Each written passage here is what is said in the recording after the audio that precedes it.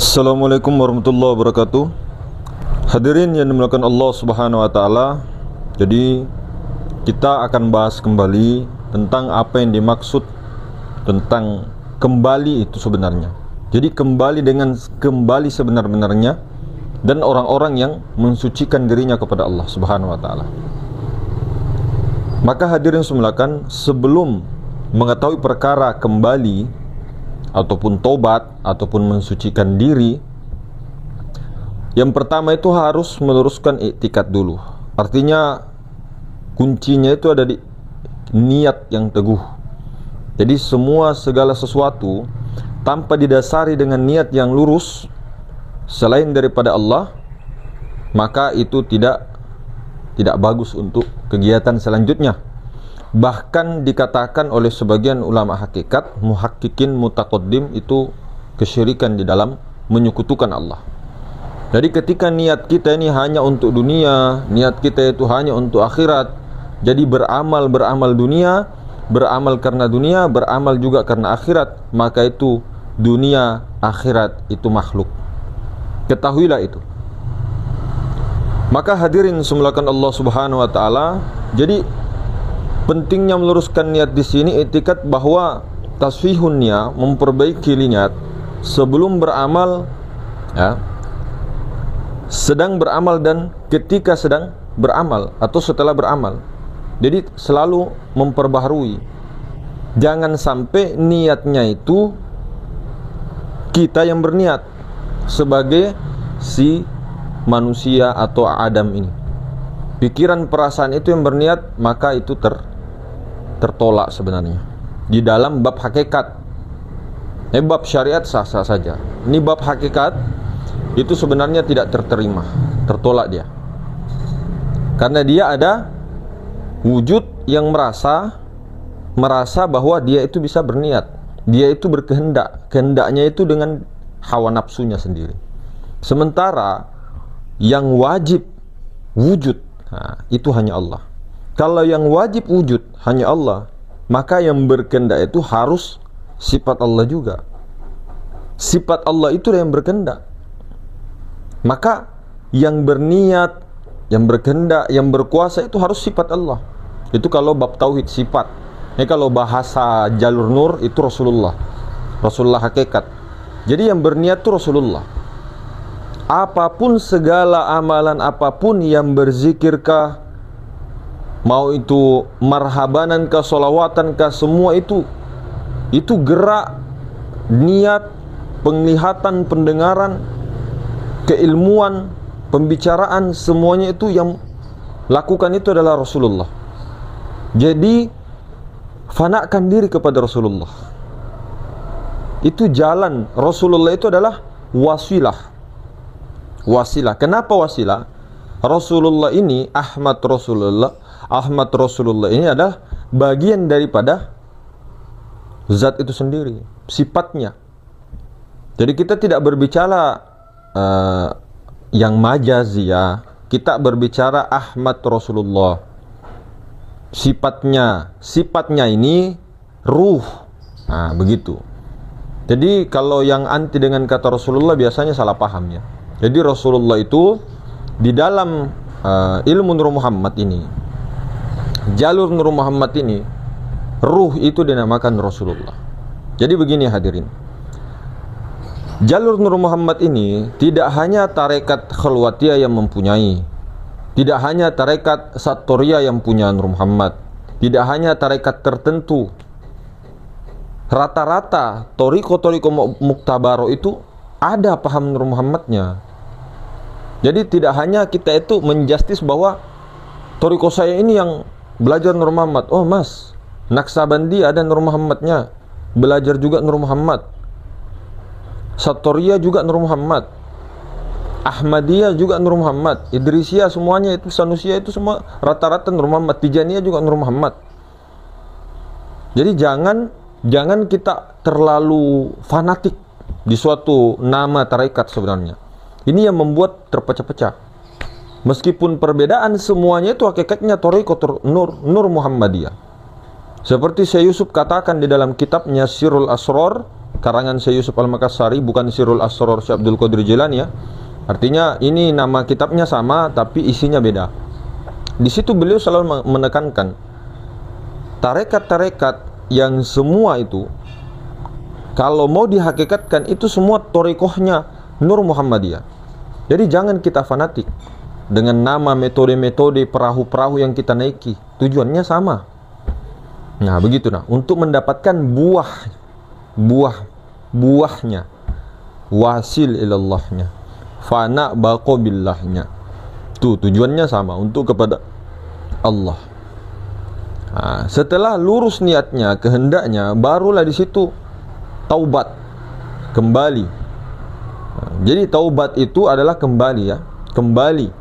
Kalau bagi orang awam, jadi taubat istighfarnya itu mengembalikan sifat-sifat yang dia secara syariat lakukan kemaksiatan, jadi dia kembalikan sifat-sifat mazmumah itu, dia kembali lagi beristighfar, memohon ampun. Namun biasanya ulama-ulama di kalangan kedudukan ilmu syariat itu mengartikan istighfar itu minta ampun, istighfar, memohon ampunan. Tapi kalau istighfarnya orang-orang arif, itu istighfar lupa karena tidak sadar billah, lupa kesadaran Allah, lupa sedetik. Misal ini ya, contoh, ini misal menyaksikan Allah, musyahadah kepada Allah, melatih dia musyahadah kepada Allah.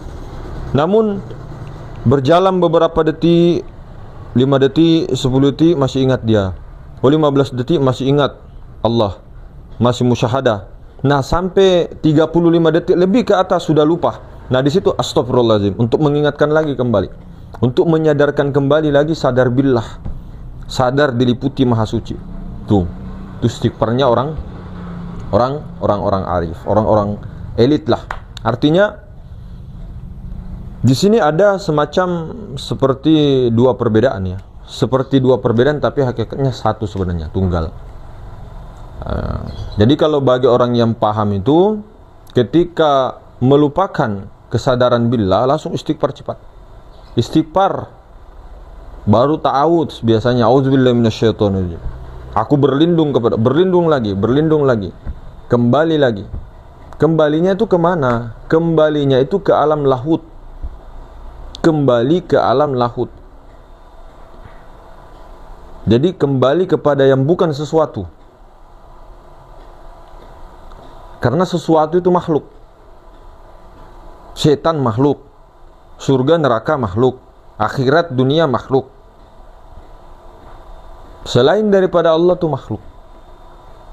Jadi kembali kepada yang bukan sesuatu, situ kembalinya, kembali melebur. Nah, sebelum kembali itu banyak metode. Jadi sebelum kembali kepada Allah harus melalui wasilah tadi.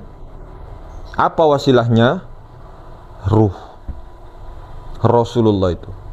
Jadi Rasulullah inilah sebagai lantaran ataupun wasilah. Tapi jangan berhenti di wasilah, jangan berhenti di ruh. Karena ruh ini hanya wasilah yang mengantarkan jiwa, nafs ya, itu yang mengantarkan jiwa melebur kepada Allah. Jadi jiwa, tahapnya begini, jiwa ini musyahadah dulu kepada Rasulullah, setelah musyahadah fana fi Rasulullah, sehingga jiwa ini melebur dengan Rasulullah, jiwanya telah tenang, diam kepada Rasulullah, baru Rasulullah ini memandang Allah, musyahadah kepada Allah di mana saja, tiap waktu, tiap keadaan, musyahadah, memandang Allah. Nah, setelah dalam pandangan itu fana, Rasulullah kembali lagi. Ibaratnya es batu kembali kepada air. Jadi melebur lagi, kembali lagi kepada asal mula segala sesuatu. Itulah zatul haq, nur ilahiyah. Nah, nur ilahi ini sah sudah dengan aku itu, kunhi zat itu, yang sebenar-benarnya dirinya tuh sudah sah. Di situ kembalinya sekarang. Jadi taubat itu jangan terperdaya oleh orang-orang yang mengatakan taubatan nasuha itu cuma sekali saja seumur hidup. Itu malah perkara-perkara yang mendatangkan setan-setan sebenarnya. Setan-setan pikiran perasaan kita. Jadi kita itu kadang malas bertobat, sementara kita tahu bahwa Nabi SAW di dalam riwayatnya Sahih 70 kali bertobat dalam sehari, bahkan 100 kali dalam riwayat lain. Bertobat dari apa? Beliau sudah suci lahir batin, sebagai contoh kepada umat-umatnya yang setelahnya beliau mendapatkan pelajaran. Rasulullah saja sudah dijamin, sudah suci dan sebagainya, lahir batin masih juga istighfar. Nah ini ada orang mengatakan, nanti kalau kamu istighfar untuk apa? Istighfar dari dosamu nanti ada keakuan. La ilaha illallah. Nabi loh disuruh betul-betul Rabbana zolamna ampusana. Makanya syariat itu dipakai juga gitu. Nah, jangan ditinggal. Ma'rifat itu di dalam, syariat itu di luar. Ada juga kalau kita mengatakan bahwa kalau sudah begitu sudah paham, tidak ada yang ma'rifat syariat. Oh ini berarti kaum al-isabah. Al-isabah itu kaum-kaum yang tidak mengatakan lagi syariat, thariqah, hakikat, ma'rifat, tidak ada lagi. Itu sudah terjadi di abad ke-17. Makanya Syekh Yusuf Al-Makassari selalu menekankan antara syariat dengan hakikat. Tidak boleh juga dibuang kata-kata itu. Itu dibuang ketika di dalam kepanaan memang sudah lebur semuanya, tidak ada lagi kata-kata ma'rifat, syariat, tidak ada. Tapi jangan di situ terus, jangan. Makanya itu dikatakan setelah melebur kepada alam lahut, kepada kosong, di baliknya kosong, sudah esa dengan kunhizat itu, jangan lupa tanazzul ke Nur Muhammad. Jangan gila pangkat. Jangan lupa tanazzul ke Nur Muhammad, ke af'alkah, ke sifatkah. Biar maharuang itu sendiri, biar kunhizat itu sendiri sebenar-benarnya kunhi, atau yang tiada lain itu menyaksikan af'alnya sendiri, Nur Muhammad, sifatnya sendiri, menyaksikan Rasulullah. Jangan juga kita mengatakan, oh yang sholat itu Allah. Weh, tidak bisa. Yang sholat itu Rasulullah, ruh, jangan jasad. Secara syariat yang sholat itu jasad. Secara hakikat yang sholat itu Rasulullah. Rasulullah itu sifat Allah. Jangan katakan Allah yang sholat, Allah yang berdiri, ruku, sujud, duduk. Bukan. Sifatnya Rasulullah. Itulah makanya Allah menjadikan Nur Muhammad sebagai penggantinya. Apa artinya? Amin. Amin. Amin. Itu amin itu apa artinya itu secara hakikat? Amin. Engkau gantiku ya Muhammad. Karena begini, Allah Subhanahu wa ta'ala yang maha suci, yang sebenar-benarnya kunhizat itu diam sediam-diamnya, Pak. Tidak bergerak, naik turun, keluar masuk. Tafakuri, siapa yang menggerakkan angin? Siapa yang gerakkan angin itu? Atau jangan dulu langsung ke angin. Siapa yang gerakkan daun-daun? Daun mangga itu siapa yang digerakkan? Siapa yang gerakkan? Angin. Yang gerakkan angin itu siapa? Nur Muhammad. Nur Muhammad. Atas perintah siapa? Ya Allah. Allah itu diam, bako sediam-diamnya. Kalau Allah zatnya, zat kunhizatnya itu yang sebenarnya Allah Ta'ala bergerak, kiamat semua hancur semua, berantakan. Ya itu selama-lamanya akan begitu. Tidak mungkin bergeser-geser, tidak mungkin berubah. Allah kunhizat itu tidak akan berubah sampai kapanpun, selama-lamanya. Alam semesta hancur selama-lamanya, tetap seperti itu. Itu loh yang di depan matamu, di belakang matamu, di atas matamu, di bawah matamu, di kanan kirinya dan sebagainya, luar dalam meliputi.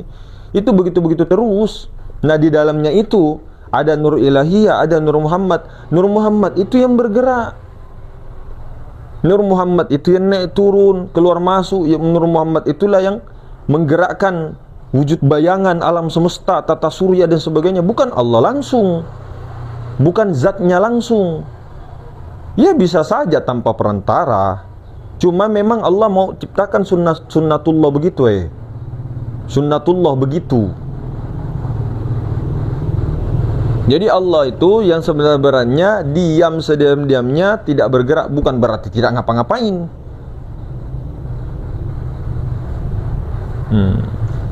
Bukan naik turun, balik kanan, balik kiri, depan belakang, pindah-pindah tempat, bukan. Allah tidak begitu. Allah tu bako, kidam telah sedia. Sedangkan ruhani itu, Nur Ahmad Rasulullah itu ruh suci. Itu tidak ini Pak, tidak hancur, itu kekal itu. Ruh itu kekal loh. Nah, ketika seseorang memandang jasmaninya itu tidak lain daripada ruh itu juga sendiri, dari ruh itu sendiri, maka jasmaninya itu kekal, tidak akan hancur selama-lamanya, karena sudah diliputi oleh nurullah itu sendiri. Ini kajiannya penting. Nah, kemudian kalau sudah mengetahui begitu, kembali kosong, takhalli, terisi lagi dia, terisi dengan sifat-sifat akhlak-akhlaknya Allah, baru tajalli, makum tajalli, baru dari situ mahabbah main. Nah, dia tidak terus-terus dikosong aja terus sampai mati. Kalau begitu masih tahapnya itu namanya tahap-tahap memandang. Tahap memandang kosong terus, yang di luar terus diperhatikan. Padahal di dalam dirinya juga ada, di luar juga ada. Kemudian kalau ketika sudah melebur, mau melebur terus ke kosong. Padahal harus tajalli dan tanazul kepada Nur Muhammad. Itu sempurnanya. Baru Allah Ta'ala sendiri yang menyaksikan Rasulullah. Allah Ta'ala sendiri yang menyaksikan Rasulullah, zahir batin. Rasulullah itu sifatullah.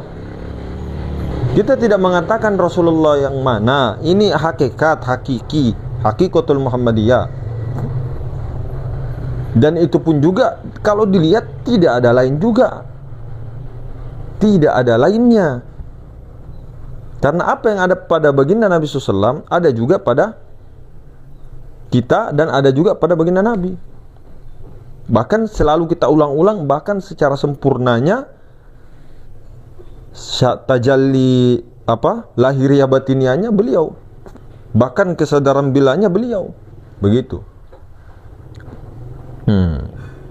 Jadi hadirin yang dimuliakan Allah Subhanahu wa taala, kemudian orang-orang yang telah mengamalkan amal ma'rifat seperti ini, dia telah disebutkan dalam mensucikan dirinya. Diri yang mana yang nafs itu sudah kembali, ya dia sudah suci kembali. Kalau jiwa nafsnya itu, pikiran perasaannya itu kembali kepada suci, kesucian, kembali kepada ketenangan, kembali kepada alam lahut yang tidak ada sesuatu, otomatis suci. Itulah fitrah orang-orang yang telah mensucikan dirinya. Makanya dikatakan dalam surah Al-Baqarah, Allah Subhanahu wa taala sangat mencintai orang-orang yang bertaubat dan mensucikan dirinya. Innallaha yuhibbut tawwabin wa yuhibbul mutatahhirin. Nah, Allah sangat mencintai. Innallaha, sungguhnya Allah sangat mencintai orang-orang yang bertaubat kembali secara lahiriah batiniah. Kembali dia. Kemudian sangat-sangat mencintai orang-orang yang mensucikan dirinya. Dirinya di situ, si jiwa itu, si nafs itu disucikannya. Allah sangat mencintai. Nah, maka dikatakan juga kullu bani adama qatta'un dalam hadis riwayat Ibnu Majah. Setiap bani Adam itu melakukan dosa, qatta'un. Wa khairul khatta'ina tawwabun. Wa khairul khatta'ina tawwabun. Dan sebaik-baik sebaik-baik orang yang melakukan dosa, kesalahan, itu orang-orang yang kembali lagi. Jadi jangan terpancing dengan taubatan nasuha itu hanya satu kali seumur hidup. Taubat itu berkali-kali. Melakukan kesalahan secara lahiriah batinah, tobat lagi. Nah, nanti tobat sambal. Tobat sambal itu kata-kata ini saja. Tidak bisa lepas. Kullu min indillah. Segala sesuatu itu dari Allah. Yang diridho ini ridho dengan ketetapannya, ridho dengan ketetapan takdirnya, bukan ridho dengan kemaksiatannya secara syariat. Jadi ketika ada maksiat, jangan ridho kepada maksiat, meskipun tahu bahwa af'alullah dan sebagainya, dan secara hakikatnya juga sebenarnya tidak ada baik buruk di dalam ilmu akidah, di dalam ilmu tauhid. Namun di dalam hukum syara, di dalam hukum-hukum dunia itu ada. Karena kita memandang si makhluk yang berbuat. Tapi kalau kita memandang yang satu, yang tunggal, yang alif tunggal, bukan buruk itu sebenarnya.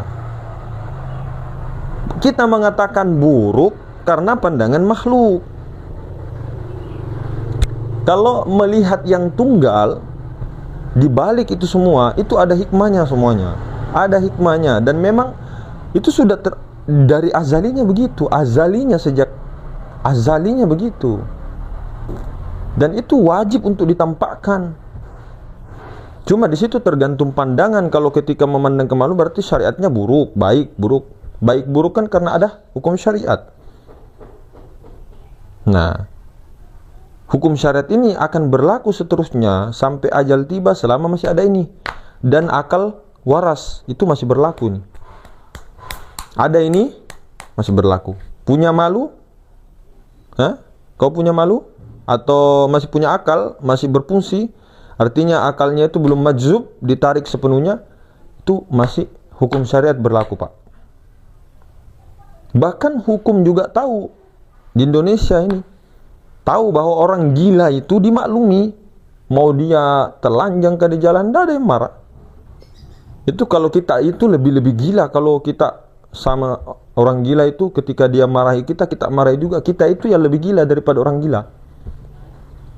Jadi kalau ada orang gila dimaklumi saja, namanya orang gila. Nah, begitu. Jadi sadari itu, renungkan itu, kita sama-sama. Jadi itulah orang-orang yang betul-betul suci. Suci apanya? Jasmaninya juga disucikan dengan air, ya, dengan air mutlak yang tidak mustakmal, itu secara syariat. Batinianya disucikan dengan zat mutlak, wujud mutlak. Itulah baru suci dia. Makanya itu biasanya orang tua kita dulu kalau mandi jangan sampai kamu melihat air, tapi pandanglah Nur Muhammad. Yang mandi juga Nur Muhammad, yang keluar dari perut mutu Nur Muhammad. Jangan lihat kotoran, minum kopi Nur Muhammad, apapun merokok semuanya itu Nur Muhammad. Jangan makhluk dilihat. Berarti kita itu mengatakan bahwa ini kodim mas. Waduh ini lagi kesalahpahaman. Alam semesta ini tidak ada. Alam semesta ini bayangan dari Nur Muhammad, bayangannya Ahmad Rasulullah. Bayangan itu tidak ada pada hakikatnya. Tidak bisa berdiri sendiri bayangan.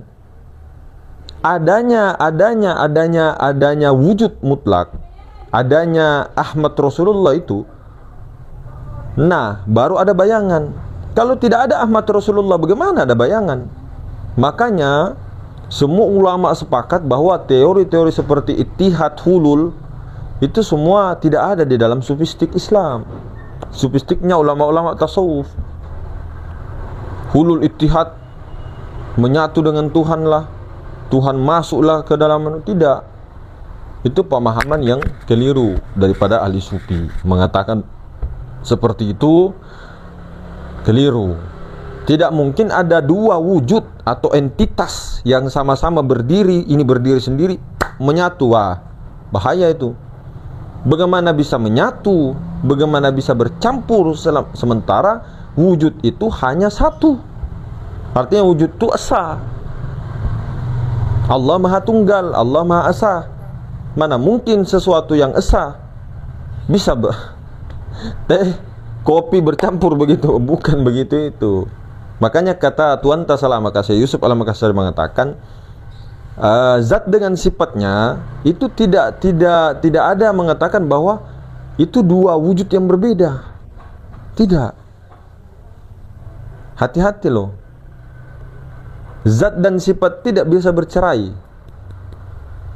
Lain memang, lain. Zat dan sifat itu lain. Tapi esa dia, esa. Tunggal, satu kesatuan. Tidak bisa dipisah. Jadi alam semesta itu termasuk juga keesaan, ketunggalan daripada Allah. Tapi bayangan. Jadi alam semesta ini bayangan dari bayangan-bayangan Allah. Maksudnya bagaimana, Mas? Alam semesta ini bayangan Ahmad, Nur Muhammad. Nur Muhammad ini bayangan dari zat Allah. Begitu maksudnya. Jadi kata Syekh Yusuf, alam semesta ini cerminan dari cermin Allah atau bayangan dari bayangan Allah. Bayangan dari bayangan Allah. Tuh, begitu. Jadi alam semesta itu tidak ada. Yang wujud hanya Allah Maha Tunggal semata-mata. Jadi seperti itu hadirin. Jadi alhamdulillah, perbaiki juga itu tadi, niatnya selalu ilahi anta maksudi, ilahi anta maksudi, waridhuka matlubi atini mahabbataka wa ma'rifataka. Ilahi anta maksud, engkau ilah zat yang kumaksud. Engkau sesuatu, engkaulah zat yang kumaksud. Engkaulah yang bukan segala sesuatu. Engkaulah yang bukan sesuatu. Engkaulah yang bukan sesuatu itu yang kumaksud. Ilahi anta maksudi. Engkaulah sembahan yang semua bergantung kepadamu. Nah, masih engkau, yaitu bahasa-bahasa ini. Bahasa-bahasa biar mudah dipahami. Jadi zat itulah, alam lahut itulah, la ta'yin itulah dimaksud semuanya. Makanya dikatakan innallaha la yanzuru ila suwarikum wa amwalikum walakin yanzuru ila qulubikum wa amalikum. Hadis riwayat Muslim. Sungguhnya Allah itu tidak memandang kepada rupa dan harta-hartamu, tapi memandang kepada hati dan amalmu. Hati dan amalmu. Hati yang terdalam, amalnya, amal ma'rifatnya bagaimana? Karena di situ dikatakan ayyukum ahsanu amala, bukan ayyukum aktsiru amala. Siapa yang lebih bagus amalnya, bukan siapa yang lebih banyak amalnya. Sedikit tapi berkualitas lebih mantap daripada banyak tapi tidak berkualitas. Tapi lebih bagus lagi banyak dan dia berkualitas. Itu dua-duanya. Jadi jangan satu seolah-olah menyudutkan yang banyak dan kita memilih yang sedikit, tidak begitu. Bagus lagi kalau dia kualitasnya bagus dan banyak juga, bagus lagi. Artinya yang penting luruskan niat, tasihun niat. Jangan sampai engkau yang berniat. Itu dalam bab hakikat, jangan sampai. Wajib akan atasnya Rasulullah itu yang berniat. Rasulullah itulah segala-galanya yang mempunyai kehendak. Itu Rasulullah yang berkehendak, Rasulullah yang melihat, Rasulullah yang menyaksikan segala-galanya. Nah, Rasulullah ini sifat Allah. Hanya istilah saja diberi nama oleh kalangan orang-orang makrifat. Itu diberi nama Rasulullah, Ahmad Rasulullah. Diberi nama saja. Aslinya ruh. Makanya segala sesuatu itu tidak bisa menyaksikan Allah, tidak bisa melihat Allah kalau tidak melalui pandangannya Rasulullah, tidak melalui Rasulullah. Karena ruh. Coba tutup mata atau cabut ruhnya, bisakah menyaksikan Allah? Tidak bisa. Bukan mata yang melihat, ruh, rasa itu yang menyaksikan maha ruang itu, luar dalam.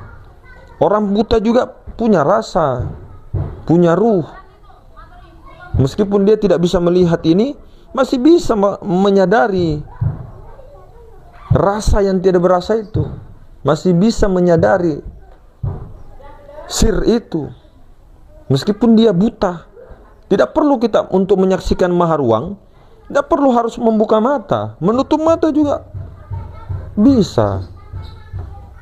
Jangan sampai kita bilang maha ruang itu yang di depan mata, itu kan tamsilan saja di depan matamu.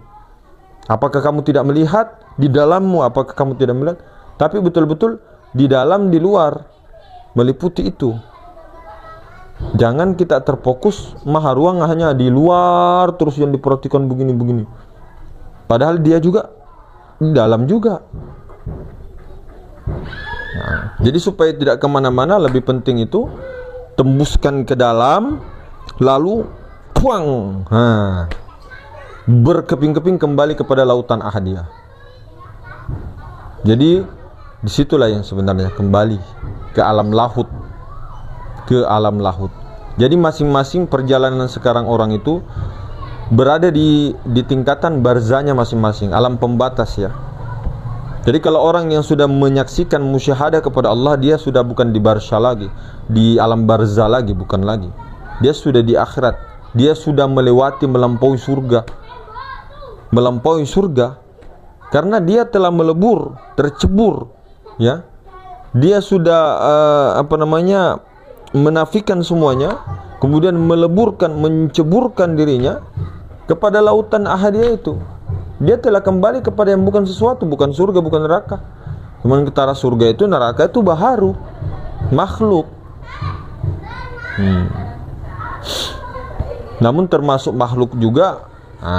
Itulah yang tadi, jangan sampai akunya, titik fokusnya itu jiwa dan perasaan itu ada di akunya jasmani. Itulah yang mau ditenangkan. Itu yang mau ditenangkan. Tenang yang bagaimana? Karena banyak orang yang tenang ini. Tenang yang bagaimana? Banyak uang, tenang, dan semuanya. Bukan itu. Tempatkan jiwa, nafs itu, pikiran, perasaan di tempat yang tenang. Yang mana tempat yang tenang? Sementara kolbu ini masih bolak-balik. Yang mana tempat yang tenang? Dikatakan tempat sebenarnya tidak bertempat. Di situ, di maha suci itu, di alam laut itu, itulah yang tidak pernah bergeser-geser kanan kiri depan belakang, keluar masuk, naik turun. Itulah zatul haq, martabat ilahiyah, la ta'yin, semata-mata. Situlah ketenangan. Tidak jauh dimensinya saja yang kita ini terhijab. Nah, barzah, lapisan-lapisan di alam barzah ini kita masih di barzah ini, terhijab kita. Makanya jalannya di dalam rongga Adam ada kolbu, di dalamnya ada lagi menyelam lagi fuad. Di dalam fuad ada sagopa, di dalam sagopa ada lubun, di dalam lubun ada nur, di dalam nur ada sir, di dalam sir aku. Ke aku itu sebenarnya ke situ jalannya. Disingkatlah tubuh, hati, nyawa, rahasia. Di balik rahasia itulah kun hizat. Disingkat lagi diri zohir, diri batin, batinnya batin. Macam-macam lah. Terserahlah mau ambil metode mana. Banyak sekali metode, jalan. Jadi mungkin begitu hadirin sekalian. Mudah-mudahan semua ini langkah-langkah awal, ya, langkah-langkah awal daripada menuju buahnya. Menuju buahnya, supaya dapat buahnya itu fana fillah. Fana fillah, setelah fana fillah baqo billah. Amin amin ya rabbal iman. Amin amin ya rabbal alamin. Mudah-mudahan. Mungkin begitu hadirin sekalian. Assalamualaikum warahmatullahi wabarakatuh.